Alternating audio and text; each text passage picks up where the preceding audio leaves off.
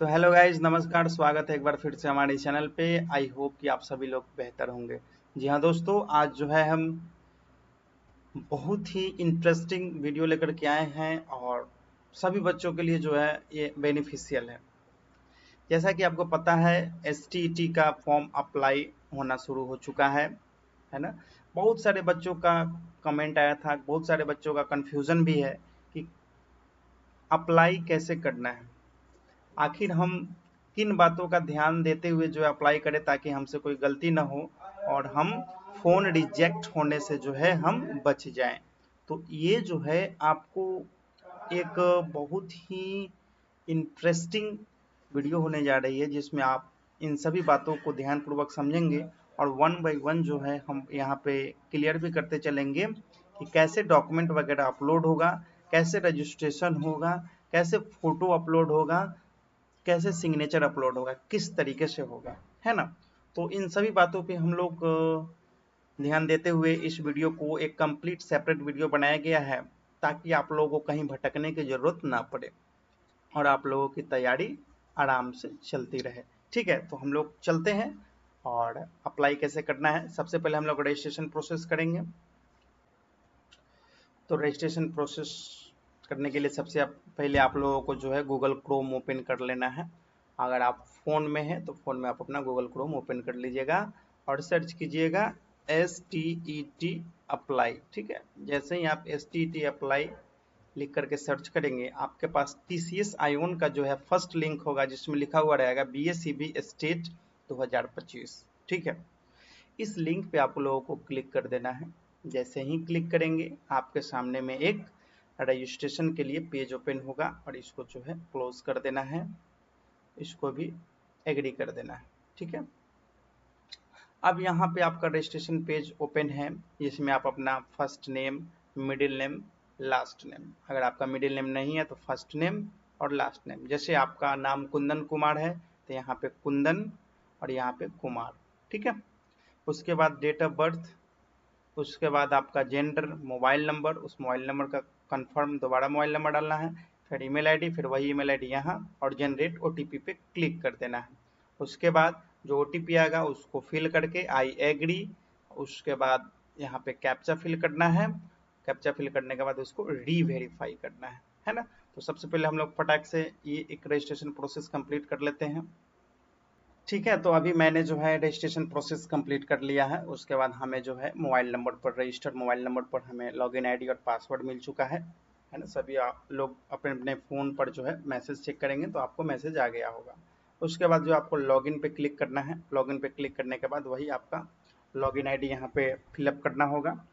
तो login ID और password और कैप्चा यहाँ से फिलअप करेंगे, फिर उसको लॉगिन करेंगे।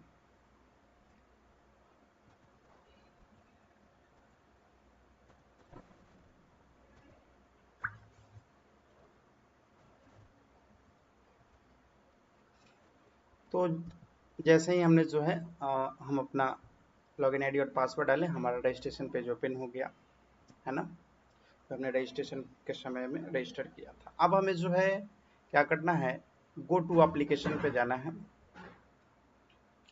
गो टू एप्लीकेशन पे जाएंगे, थोड़ा सा समय लगेगा, उसके बाद पेज ओपन हो जाएगा। तो इसको क्लोज करना है और यहाँ पे जो है आप अपना फादर्स नेम हो गया, मदर्स नेम हो गया, है ना। उसके बाद अल्टरनेट कोई नंबर है वो डाल देना है। नेशनैलिटी यहाँ पे शो करना है, अगर आप इंडियन है तो हाँ। उसके बाद डोमिसाइल, क्या आप बिहार के डोमिसाइल हैं, यानी कि बिहार के निवासी हैं तो हाँ या फिर ना, अगर है तो यस। उसके बाद सिलेक्ट डिस्ट्रिक्ट कोड नेम, आप अपना डिस्ट्रिक्ट सिलेक्ट कर लेंगे, है ना। उसके बाद आप यहाँ पे medium of appearing in examination, Hindi में देना चाहते हैं एग्जाम कि इंग्लिश में, उसको यहाँ पे सिलेक्ट कर लेना है। किस कैटेगरी में आप आते हैं, रिजर्वेशन कैटेगरी आपका क्या है, उसको सिलेक्ट यहाँ से कर लेना है। ठीक है, उसके बाद बैंक अकाउंट का यहाँ पे डिटेल दे देना है। ठीक है, तो बैंक अकाउंट डिटेल देने के बाद जो है आप क्या करेंगे, मार्क ऑफ विजिबल आइडेंटिफिकेशन, ये देना अनिवार्य भी नहीं है, बट अगर आपके पास है तो आप दे सकते हैं। हम यहाँ पे दे देते हैं। अभी मैंने जो है अपना बैंक डिटेल प्रॉपर फिलअप कर दिया, उसके बाद आइडेंटिफिकेशन बता दिया मैंने। उसके बाद अगर हमारे पास पैन कार्ड है तो हाँ या फिर ना, पैन कार्ड है तो हाँ, तो उसका पैन नंबर चाहिए, है ना। पैन नंबर यहाँ पे डाल देना है, पैन कार्ड पे क्या आपका नेम है वो यहाँ पे मेंशन कर देना है।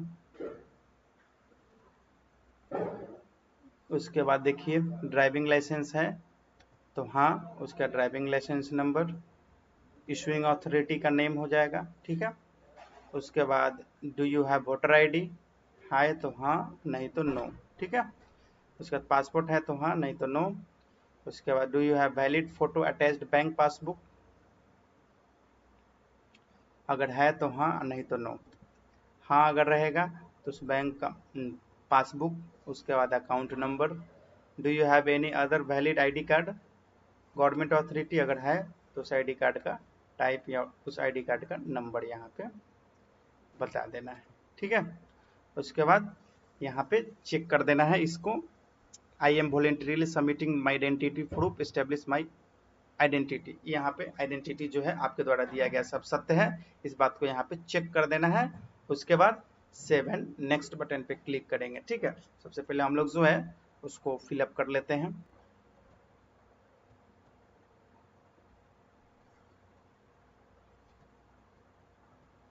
जैसे सेव एंड नेक्स्ट पे क्लिक करेंगे तो आपके सामने में जो है डाटा सेव सक्सेसफुली का जो है आपको पॉपअप मैसेज आ जाएगा, इसको ओके कर देना है और आपको जो है नेक्स्ट पेज पे चले आएंगे ऑटोमेटिक।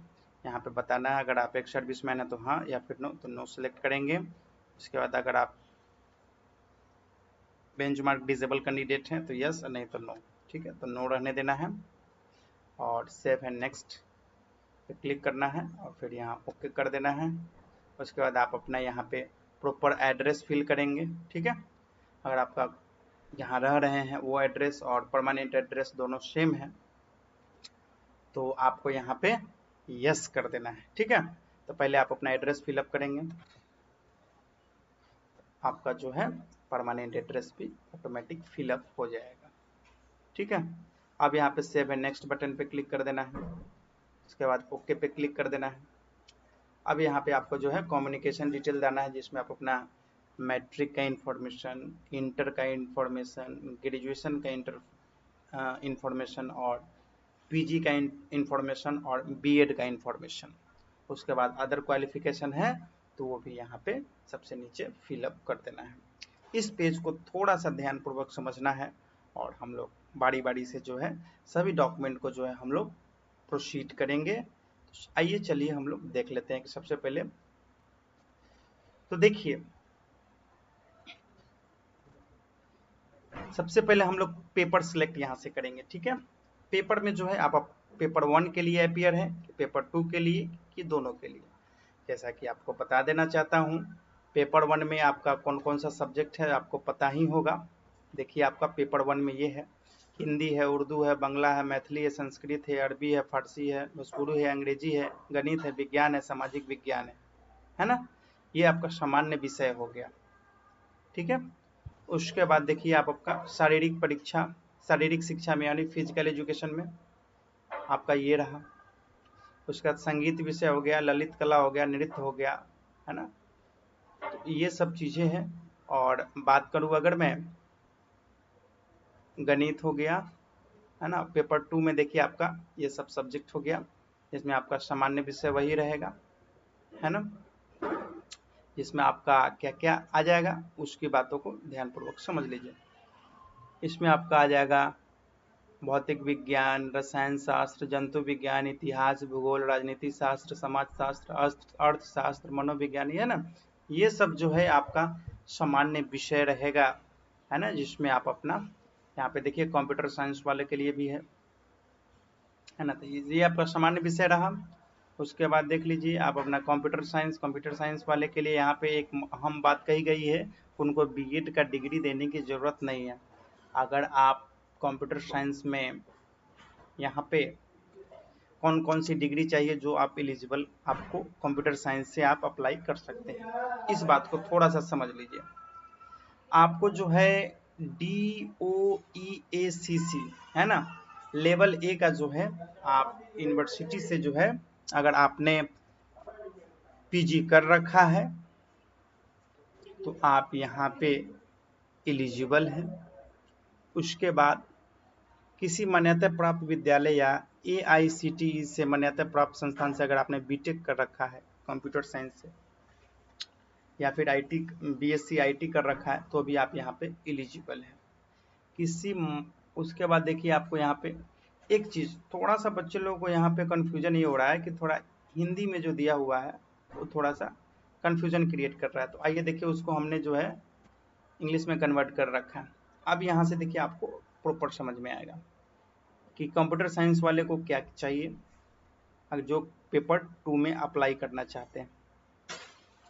तो सबसे पहले आपको जो है PGDCA चाहिए।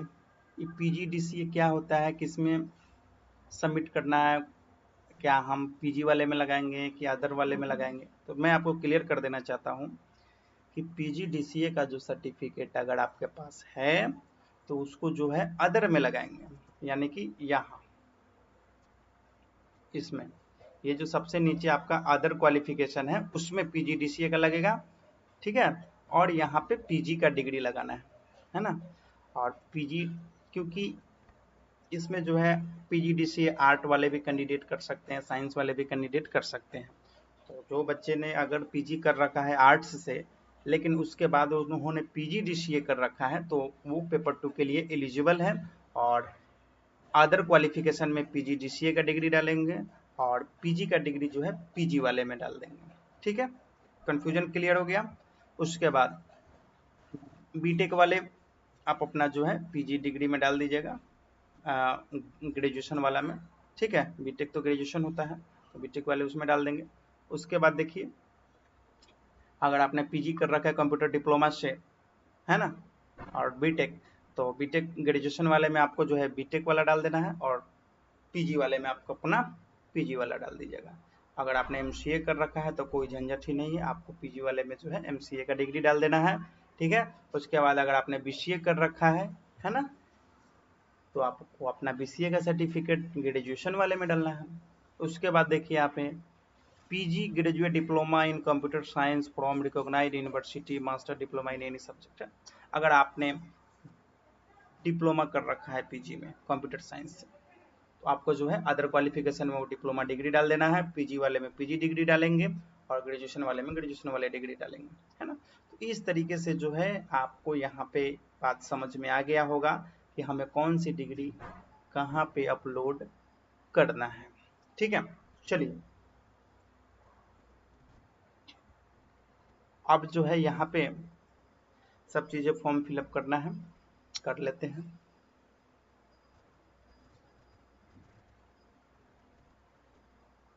फिलहाल इस ये जो कैंडिडेट का हम लोग अप्लाई कर रहे हैं वो पेपर 2 के लिए है तो पेपर 2 कर देते हैं।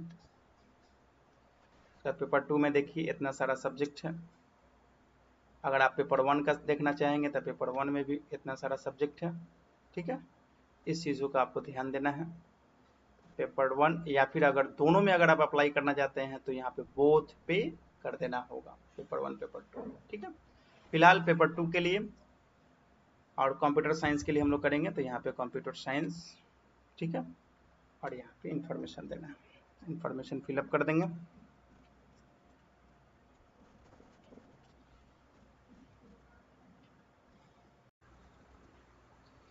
तो अभी मैंने जो है कंप्यूटर साइंस का कैंडिडेट था तो उसका जो है ग्रेजुएशन का मैंने बीसीए का डिग्री लगा दिया, बाद बाकी का कोई ज़रूरत ही नहीं पड़ा, है ना। उसको हमने 7 नेक्स्ट पे क्लिक कर दिया। ऐसे ही 7 नेक्स्ट पे क्लिक किया, पॉपअप आ गया तो मैंने इसको बोल दिया ओके। उसके बाद देखिए आपको क्या करना है, इस सब पे जो है कंफर्म कर देना है ताकि जो है आपने जो भी इंफॉर्मेशन जो भी सर्टिफिकेट दिया है वो सब आपने सही बताया है। और यहाँ पे कैप्चा फिल कर देना है, ठीक है। कैप्चा फिल करने के बाद आपको जो है प्रीव्यू पे क्लिक कीजिएगा, ठीक है। प्रीव्यू पे क्लिक कीजिएगा तो आप एक बार जो है पूरे डॉक्यूमेंट को प्रीव्यू कर लेना है। आप अप्लाई करते वक्त पूरा ये फॉर्म जो है आपके सामने में ओपन हो जाएगा, क्या आपने फिलअप किया है। तो एक बार इसको पूरा वेरीफाई कर लीजिएगा, ठीक है। वेरीफाई कर लेने के बाद आपको जो है ओके पे क्लिक करना है, ये जो आपको ओके दिख रहा है ओके पे क्लिक करना है। सभी चीज़ें हमने मिला लिया है। उसके बाद ओके पे क्लिक करेंगे। उसके बाद यहाँ पे सबमिट पे क्लिक कर देंगे। सबमिट पे क्लिक करेंगे तो हमको यहाँ पे बताया जाएगा कि स्कैन कॉपी जो है रिसेंट फोटो का होना चाहिए। और देखिए यहाँ पे please upload scan copy of recent passport size photo. हाल में पासपोर्ट साइज फोटो की स्कैन कॉपी अपलोड करें, यानी कि लेटेस्ट जो आपका करेंट होगा। ठीक है,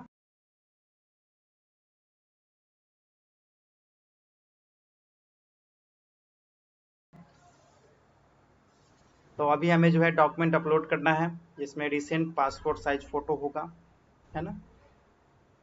और ध्यान पूर्वक समझ लीजिए, फोटो जो होगा आपका किस तरीके से, फोटो अपलोड करते वक्त आपका जो पासपोर्ट साइज फोटोग्राफ होना चाहिए, है ना, उसमें इमेज बिल्कुल क्लियर होना चाहिए, है ना। और उसका जो साइज होगा मिनिमम 80 केबी से 200 केबी का होगा। ठीक है, और वो जेपीजी और जेपीईजी फॉर्मेट में होगा, है ना। उसके बाद 200 डीपीआई, जो लगभग पासपोर्ट साइज फोटो वही डीपीआई का होता है, ऐसा होना चाहिए। Files once uploaded can not be change before edit window open, है ना। एक बार जो आप जो यहाँ पे अपलोड कर देंगे वो चेंज नहीं होगा। After the closing the edit window, अगर कोई एडिट का ऑप्शन आएगा तब ये एडिट हो सकता है, अदरवाइज एडिट नहीं होगा। तो एडिट का कोई चांस ही नहीं है, क्योंकि एक सप्ताह का ही समय मिला हुआ है और बहुत सारा जो है इस पे आंदोलन हुआ है, तब जा करके ये फॉर्म फिर से अप्लाई अप्लाई के लिए जो है 2025 में पोर्टल ओपन किया गया है। ठीक है, तो इस बात को ध्यान पूर्वक समझना है और गलती नहीं करना है। ठीक है, तो यहाँ पे क्लियर भाषा में बता दिया गया है, आप इस बात को समझ गए होंगे यहाँ पे कि आपका जो फोटो होगा वो पासपोर्ट साइज फोटो रहेगा। बैकग्राउंड कलर यहाँ पे व्हाइट बैकग्राउंड कलर रहेगा, इसका यहाँ पे पुष्टि किया हुआ है ना। तो बैकग्राउंड जो कलर रहेगा आपका व्हाइट कलर का होना चाहिए। ठीक है, ये बात हो गया। उसके बाद आपका जो है स्कैन सिग्नेचर, सिग्नेचर आपका जो वही जेपीजी फॉर्मेट ही रहेगा, 50 केबी का रहेगा। उसके बाद आपका कास्ट सर्टिफिकेट यहाँ पे अपलोड कर देना है ना, जेपीजी हो या फिर पीडीएफ हो। उसके बाद रेसिडेंस सर्टिफिकेट आपको यहाँ पे अपलोड कर देना है। उसके बाद क्लास 10th का सर्टिफिकेट अपलोड कर देना है। क्लास 10th का मार्कशीट यहाँ से अपलोड कर देना है, जो कि 100 से 300 केबी के बीच में रहेगा। उसके बाद आपको यहाँ पे 12th सर्टिफिकेट अपलोड कर देना है। उसके बाद 12th क्लास मार्कशीट अपलोड कर देना है। उसके बाद upload your graduation and equivalent certificate, है ना, उसको यहाँ पे अपलोड कर देना है। उसके बाद ग्रेजुएशन का मार्कशीट अपलोड कर देना है। उसके बाद आपको जो है यहाँ पे देखिए, अगर आपके पास ग्रेजुएशन का सर्टिफिकेट नहीं है तो आप प्रोविजनल सर्टिफिकेट भी यहाँ पे अपलोड कर सकते हैं, क्योंकि उसके इक्विवेलेंट वही सर्टिफिकेट यूज होता है। ठीक है, उसके बाद अदर जो सर्टिफिकेट है, जैसे आपका बीएड का डिग्री हो गया, है ना, तो उसको आप यहाँ पे लगा देना है अगर आप पेपर 1 के लिए अप्लाई किए, क्योंकि डॉक्यूमेंट अपलोड का जो सीन रहेगा वो लगभग यही रहेगा, है ना। उसके बाद अदर रेलिवेंट जो डॉक्यूमेंट होंगे वो अदर में आ जाएंगे, जैसे कि आपका पीजीडीसीए हो गया, है ना, आपका जो है अदर जो भी डिप्लोमा कोर्सेस हो गया, है ना, तो वो सब इसमें आ जाएंगे। ठीक है, उसके बाद पेमेंट मोड ऑनलाइन पे क्लिक कर देना है और आपको जैसे ये जो कैंडिडेट है इनका 960 रुपये का पेमेंट है, वो आपको पेमेंट प्रोसीड करना होगा। सबमिट जैसे ही करेंगे आपके सामने में पेमेंट का ऑप्शन आएगा। पेमेंट कर देने के बाद आपको जो है फाइनल सबमिट हो जाएगा और आप अपना वहाँ से प्रिंट निकाल पाएंगे। ठीक है, तो ये जो प्रोसेस था ये अभी आपके सामने में ये पूरा प्रोसेस मैंने बताया, जिससे जो है आप कैसे अप्लाई कर सकते हैं और ताकि जो है आपको कोई समस्या ना हो, कोई गलती ना हो, इस फॉर्म को रिजेक्ट होने से बचें। ठीक है, चलिए वीडियो पसंद आया हो तो वीडियो को लाइक करें, चैनल पे अगर आप नए हैं तो चैनल को सब्सक्राइब करें। चलते हैं, वीडियो में बने रहने के लिए आप सभी का बहुत बहुत धन्यवाद।